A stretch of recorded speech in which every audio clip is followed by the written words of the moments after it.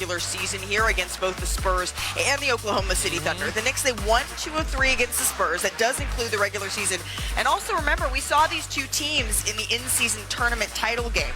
They won that one by over 11 points. They did, though, like many teams around the league, they lost both games to OKC, and they scored just 100 points per game, the second fewest against any opponent. But who is going to be healthy for OKC if they do make it past the Knicks? Well, that is a question for our Shams Charania. So Shams, we know that AJ Mitchell has already been ruled out for this all-important Game 5 tonight. What do we know about Jalen Williams here?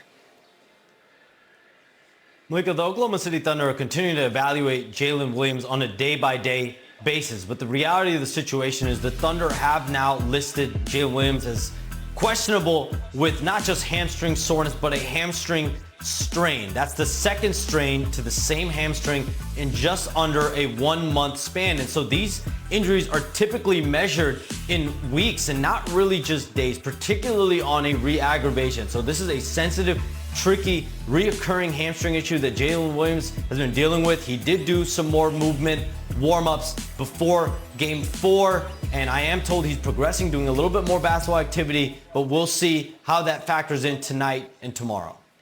Yeah, Shams, I did think it was interesting that the team changed the designation from hamstring soreness to hamstring strain. It's something that a lot of us wondered, maybe even suspected, but the team actually saying that I do think is interesting. Thank you very much for that insight, Shams. We'll be checking back in with you as we learn maybe a little bit more here. But Brian, knowing that J-Dub is questionable for this game, they already struggled without AJ Mitchell and not being able to take some of that ball handling relief away from Shea. How do you expect that to affect him? Look, I can answer this question 2 ways. Okay, I can break down how maybe they could have Cason Wallace be a little bit more involved. Cason Wallace has had games in the regular season where he's had more than 10 assists. I could break down where they could maybe put the ball in Alex Caruso's hands a little bit to take away some of the pressure from Shea. But let's be honest. This is Game 5 of a 2-2 playoff series. Yep. Shea is an MVP, Finals MVP, 2-time MVP. They need Shea Gilgeous-Alexander to be absolutely great tonight. And it's not going to be easy. It's not going to be a matter of him just forcing it and putting up shots, because you know that the Spurs have really been working on double teaming him and trying to force the ball at his hands. But bottom line, if you want to win multiple championships and you're going to be a great player, you're going to be a first ballot Hall of Famer, this is a type of time where you deliver a big time game. It's got to be Shea tonight. Yeah, I mean, for me, it's also their defense. They got to take care of the ball. Shea has to take care of the ball, limit the turnovers. That's what lost them the game.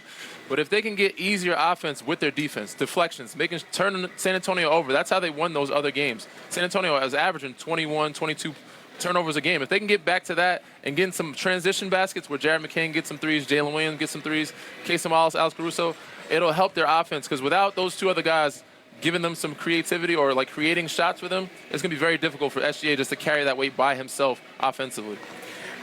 I think that in order to win a championship, you got to be lucky. You have to have a good matchup. You got to be talented, and you got to be healthy. Yeah. You got to have all 4 of those things. And as great as Shea is, and I know he has a cape somewhere in him, this might just be way too much to overcome. And the way San Antonio is defending him, just with Castle or Fox and Wemby waiting in the back and challenging other guys to do something that are left with 2 less people on their bench.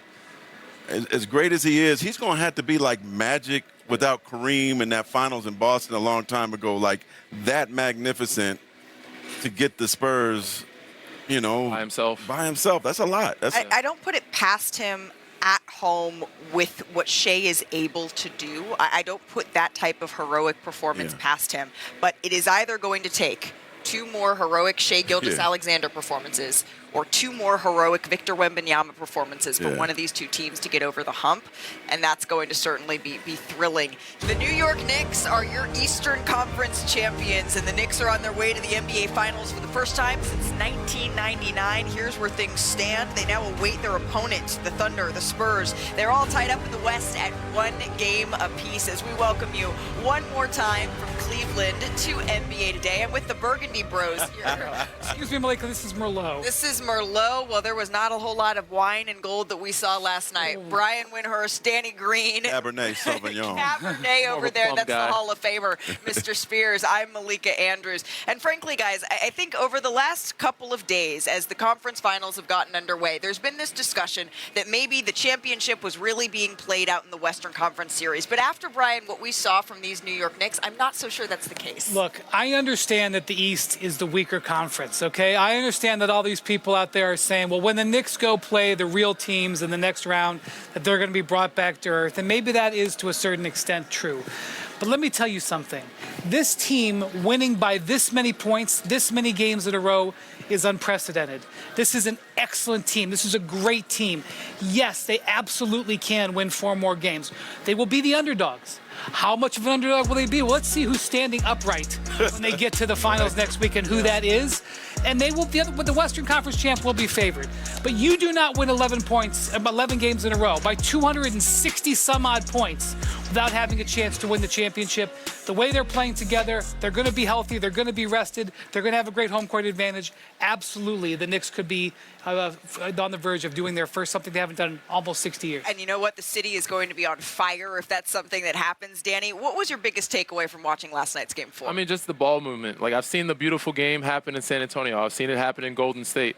But the New York Knicks are actually playing together. They're moving the ball. They have depth. Their bench is playing. They're sharing. They're getting active defensively and, on a string. So, odd transition. Even when they don't get stops. Cat's getting the ball. He's involved in offense, not just starting the half court, but in the full court. He's pushing the break. Josh Hart gets it, push the break. OG Anunoby, strong finish at the rim. Dunking everybody after a hamstring injury, still looking fresh and young. And you got, ball movement here. Jalen Brunson involved in action. Little swing, get off the ball quick. Juice kicks, driving kick, basketball. Look, that's hard to guard because they don't know what they're doing. How do you guard something when the team doesn't know what they're doing offensively? They're moving the ball, finding each other. Jalen Brunson knocking down shots. Mikal Bridges, Deuce McBride, Shamet only missed one. They're hitting shots at a high clip because they're getting uncontested shots because of the ball movement. So it's beautiful to see. And like Wendy said, I don't know. Those teams out west are really good, and I love my Spurs. But the way they're playing right now, I think they could be champions this year. A shout out to Mike Brown, right? I mean, Wendy knows he was with him. He used to be in this place in 2008, took the team to the finals. Obviously, things didn't go that well against your old Spurs.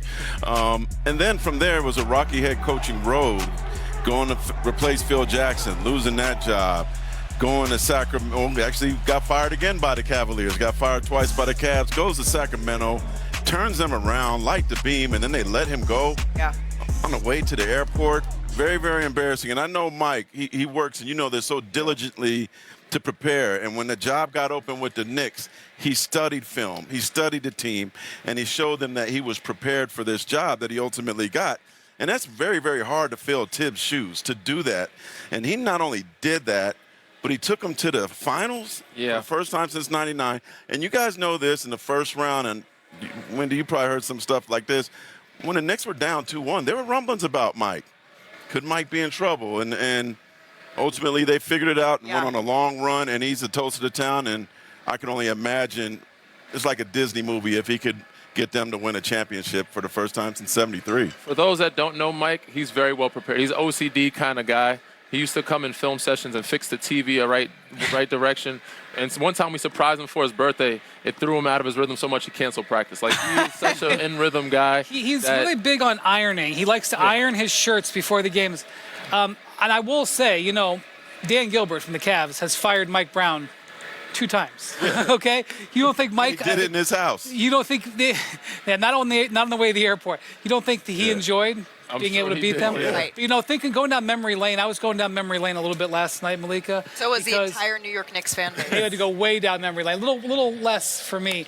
As I was watching Landry Shamet literally hit everything. He was 11 of 12. I haven't seen a guy this hot in the playoff series since that gentleman right there, Danny Green. Okay. 2014? 13 was the outcome. 2013 finals. Yeah. This guy could not miss. I remember, what'd you go, like 11 of 13 or something like that? I had a good couple early on. I got hot early. Man, speak your truth, man. Yeah, it was good. I was so locked into the series. Speak your truth. And when I was watching Landry this series, I was like, he's having a historic run. He's looking like just Steph Curry, like myself, and like those type of moments. Game 6 Clay, like we've seen certain shooters get hot. Right. Shamet had a series that he only missed 1 3-pointer from the perimeter. 11 of 12. Series. That's He incredible. was 1 of 4 on 2s and 11 of 12 on 3s. Incredible. And you're just seeing right now a New York Knicks team that is entirely and totally together and on a string. The stats back it up. We haven't really seen dominance like we've seen here from the New York Knicks. There is reason here for Knicks fans to be excited. So let's go behind those numbers a little bit here. They haven't just won 11 straight games, as Brian mentioned. They've done it in dominant fashion. They've outscored their opponents by 262 during that win streak. That's the best scoring differential over an 11-game span in NBA history. That's regular season and playoffs. And the Knicks, they've been at their best in closeout games. They became the first team with 3 series-clinching wins by at least 30 points within a single postseason in NBA history. And this series, it's not even really been close, right? The Knicks, they went on that huge run at the end of Game 1. And since then, they became the first team in NBA history to win all 4 games in the round before the finals by double digits. So they've really been cruising here in these conference finals.